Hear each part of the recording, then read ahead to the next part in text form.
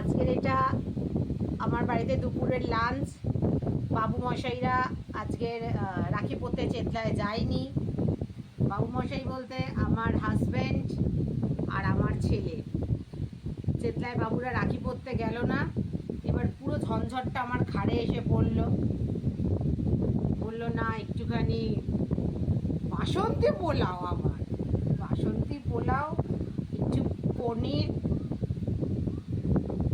আর একটু আলুর দম করে দিলেই হবে। তো এই আজকে রান্না করলাম, তাই একটু সবার সাথে শেয়ার করলাম যে কি জ্বালা আমার ঘাড়ে এসে পড়েছে বুঝতেই পারছি না। রাখি পরতে গেলেই হয়ে যেত, আমিও সেজে গুজে চলে যেতাম রাখি ওদের সাথে। না, ঘরের মধ্যে এইসব আমাকে এখন